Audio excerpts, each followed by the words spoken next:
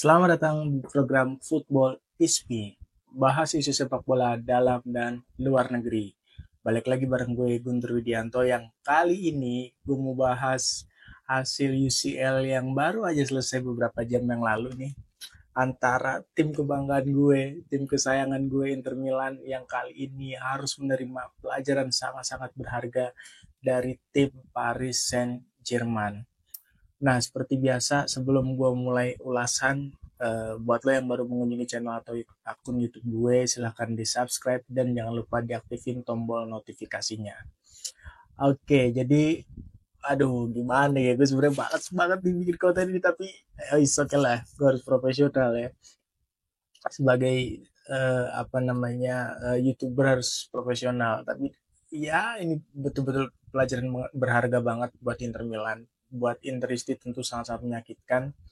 Mungkin ini kekalahan terbesar mungkin ya di sepanjang sejarah UCL 5-0 di partai final, dan ya kalah dari tim yang tidak punya sejarah bagus di UCL, kemudian juga terseok-seok di partai awal babak kualifikasi. Ini tentu jelas di luar prediksi, meskipun kalau kita lihat dari jalannya pertandingan sebenarnya banyak pengamat yang sudah menganalisa ini ya, bahwa PSG akan bermain dominan, kemudian juga menguasai pertandingan, dan Inter Milan akan cenderung defensif seperti ketika mereka mengalahkan Munchen dan Barcelona. Ini sebenarnya sudah sesuai dengan skema atau pengamatan dari berbagai pengamat bola, dari pandit-pandit gitu ya. Tapi kan yang menjadi di luar prediksi adalah kali ini PSG betul-betul apa namanya, bisa memanfaatkan celah yang dimiliki oleh Inter dengan sangat maksimal, dan ini menjadi kekalahan terbesar Inter di musim ini mungkin ya, baik di Liga maupun di Copa. 5-0 nih belum pernah ada sejarahnya.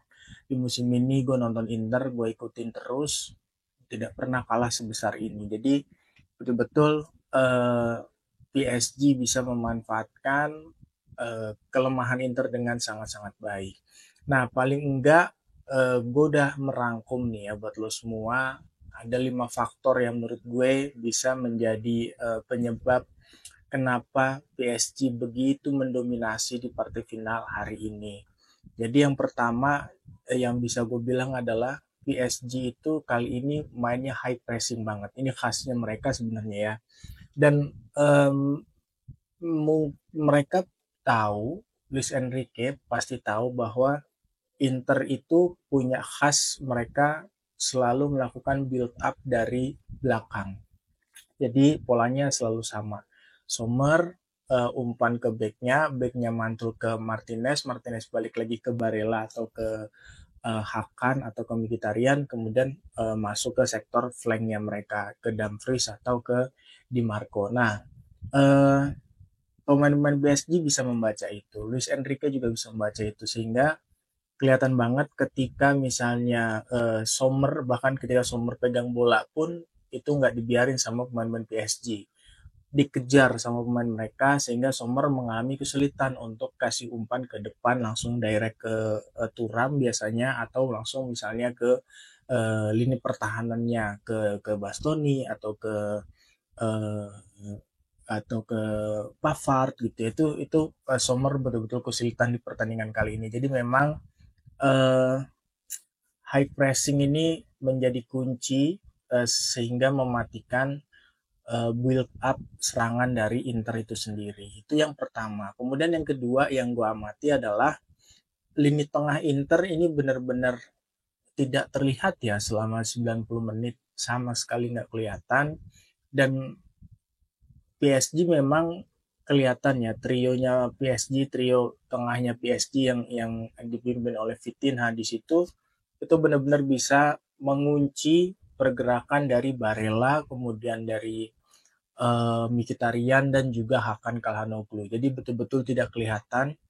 Paling dari 3 pemain Inter itu lini tengah yang kelihatan cuman Barella. Itu pun dia di babak kedua ya. Karena ya dia bermain impresif, tapi sayangnya memang Hakan dan Mkhitaryannya sudah diganti. Nah, jadi gue lihat tadi ya, selain selain melakukan high pressing, yang berikutnya adalah PSG ini mampu mengunci lini tengahnya dari Inter Milan. Jadi kelihatan banget mereka, Fabian Ruiz, kemudian juga Vitinha itu juga dia bisa membaca itu, dan bahkan PSG itu tahu bagaimana cara dia mengunci lini tengahnya Inter, caranya dengan menambah atau memenangkan jumlah pemain di tengah. Jadi kalau lo perhatiin di match kali ini, Hakimi itu sering banget yang namanya dia nusuk ke tengah ya. Itu kan khasnya dia memang. Nah, tapi itu tidak hanya pada saat dia menyerang, pada saat dia bertahan, pada saat PSG bertahan, Hakimi juga masuk ke tengah. Karena dia tahu poros serangan Inter pasti ke tengah dulu, antara ke Barella, Mkhitaryan, atau ke Calhanoglu. Jadi itu yang dilakukan oleh PSG. Dia menumpuk pemain tengah, dia selalu unggul jumlah pemain di tengah sehingga pemain-pemain tengah Inter tuh kesulitan untuk paling tidak melakukan passing-passing yang sering dia lakukan satu dua seperti itu. Nah, itu menurut gua hal yang kedua ya. Kemudian yang berikutnya lagi, faktor yang ketiga, gue bilang PSG ini pinter banget, Luis Enrique ini terutama pinter banget memanfaatkan kelemahan yang dipunya oleh Inter. Jadi buat gue dan para Interisti ini pasti kita udah hafal banget ya bahwa salah satu kelemahan Inter di musim ini adalah selain Bisek di apa namanya di center defender di lini pertahanan di tengah, tapi ada juga namanya Di Marco. Jadi Di Marco ini musim ini gue nggak ngerti lagi, dia drop banget performanya terutama di UCL. Lu lihat pada saat lawan Barcelona juga dia harus dibantu oleh Bastoni dan juga Mkhitaryan di situ untuk menjaga Lamine Yamal. Nah, di pertandingan kali ini juga sama. Dua gol awalnya PSG itu berawal dari kesalahannya Di Marco. Satu, Di Marco dia nggak bisa membaca perangkap offside yang dibuat oleh teman-temannya sehingga posisi Hakimi di situ onside clear. Dan yang kedua adalah dia tidak, memang Di Marco ini dia tipikal apa namanya flank yang dia tidak press secara ketat, jadi dia hanya membayang-bayangi pemain gitu. Nah, itu pemain-pemain PSG tahu gaya bertahannya, pasti gaya bertahannya Di Marco seperti itu, makanya dibuatlah tendangan yang mana akhirnya tendangannya menjadi deflect dan masuk ke gawangnya Jan Sommer. Jadi memang di pertandingan kali ini mereka tahu lini paling lemahnya Inter adalah di sektor kiri. Jadi mereka tidak coba di kanan karena ada Dumfries dan Pavard yang kuat di situ, tapi dia coba manfaatin sektor kiri yang mana ada Di Marco yang dia memang lemah secara defense, plus Bastoni. Bastoni ini kan sering naik. Jadi karena dia sering naik, maka dia sering kali apa namanya ketinggalan pada saat transisi negatifnya itu melambat. Ditambah pula di situ ada Mkhitaryan yang memang secara faktor usia dia udah nggak muda, makanya PSG banyak melakukan serangan-serangan dari sektor itu. Di sektor kanan sesekali lewat sektor kanan Inter ya, pertahanannya sesekali, tapi dominannya dari situ, dari Dembele di situ. Nah, itu yang ketiga. Lalu yang keempat, nah ini yang gue apresiasi banget ya. PSG ini dia itu transisi negatif dan positifnya itu cepet banget loh. Gue hitung nggak nyampe 5 detik, misalnya dia lagi defense, kemudian ya termasuk gol yang kedua itu kan dia transisi positifnya itu nggak nyampe 5 detik, jadi cepet banget gitu.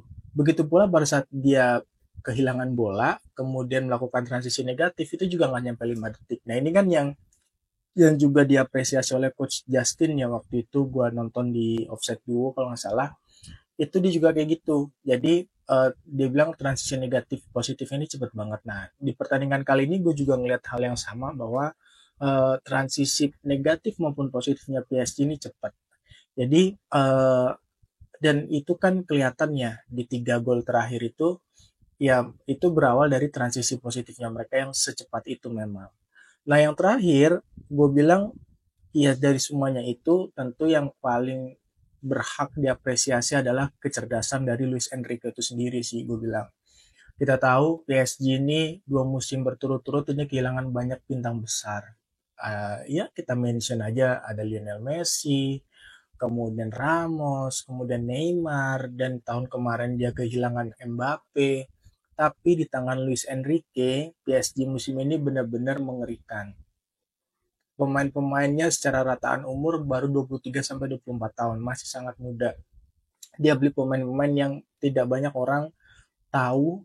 Paling pemain besar yang dia beli ya si Kvaratskhelia itu. Terus dia bisa mengangkat lagi performanya Dembele yang di Barca itu tidak maksimal, di PSG justru mainnya luar biasa. Dan uniknya adalah Luis Enrique ini tidak pernah bermain dengan striker murni ya. Kalau lo lihat di atas kertas di starting eleven Dembele itu mainnya di tengah. Tapi tiba-tiba dia seringnya main di kanan atau di kiri. Justru kadang yang di tengah Hakimi, kadang Kvarat, kadang Barcola di situ. Ketika Barcola masuk, Barcola di situ. Ketika Fabian masuk, Fabian yang di situ. Jadi benar-benar gue lihat kecerdasan pelatih, terus fleksibilitas bermain, siapa yang posisi mana itu benar-benar fleksibel banget. Itu yang membuat pemain-pemain Inter sulit melakukan pressingnya. Jadi biasanya Inter kan pressingnya man to man, tapi karena rumit sekali apa namanya sangat-sangat fleksibel pemain PSG sehingga ini membuat pemain-pemain Inter juga mengalami kesulitan untuk melakukan pertahanan. Dan yang gue perhatiin adalah Enrique ini detail. Jadi kalau lu perhatiin, lu boleh nonton highlightnya lagi nanti. Jadi gue inget tuh 2 atau 3 gol terakhir itu PSG itu selalu pemain-pemain mereka itu selalu menendang di arah yang sama, lo perhatiin deh. Yaitu di arah sebelah kanannya Jan Sommer. Nah, emang itu jadi kelemahannya Jan Sommer musim ini. Jadi dia tahu karena Jan Sommer itu begitu kuat. Nah, mungkin gue analisa gue ya, menurut gue Enrique itu sampai sedetail itu mengamati sehingga pemain-pemain PSG itu dia beberapa kali melakukan shooting cenderungnya adalah ke arah kanan dari Jan Sommer. Padahal kalau misalnya gini kan kalau lo lagi nyerang dari arah kanan biasanya lo kan akan ambil tiang terjauh ya. Nah ini enggak. Kenapa? Karena kalau di tiang terjauh dia mereka tahu Jan Sommer itu punya apa namanya jangkauannya tuh panjang beda dengan Onana. Nah Jan Sommer tuh jangkauannya panjang, tangannya dia panjang jadi mudah tergapai. Nah justru mereka itu melakukan tendangan itu di sebelah kanannya Sommer. Nanti coba deh lu perhatiin deh di highlight itu gua amati beberapa golnya PSG polanya sama kayak gitu tuh. Nah artinya apa? Jadi overall gua ya secara gentleman gua ucapin selamat untuk fans PSG dimanapun berada terutama di Indonesia. Terus ya ini lagi-lagi menjadi bukti sejarah di Munchen ya. Setiap kali partai final digelar di Munchen selalu ada juara baru, termasuk PSG di musim ini. Dan lagi-lagi gue bilang memang PSG layak ya, gue bilang sangat-sangat layak karena dia gue diskusi sama temen gue pas nonton bola itu nih PSG ini mainnya kayak Barca tapi versi cepat gitu. Kalau Barca kan dia 1-2 1-2 pemainnya jalan kaki gitu. Tapi kalau PSG ini lari terus 90 menit karena dia tahu Enrique tahu pemain-pemainnya anak-anak muda yang speed dan powernya masih kenceng jadi mereka bisa stabil untuk bermain 90 menit dengan cara seperti itu. Oke, sekian dulu konten dari gue. Buat lo yang punya pertanyaan, komentar, kritik, atau saran atau tanggapan, lo bisa tulis di kolom komentar. Gue pamit undur diri dulu. Bye.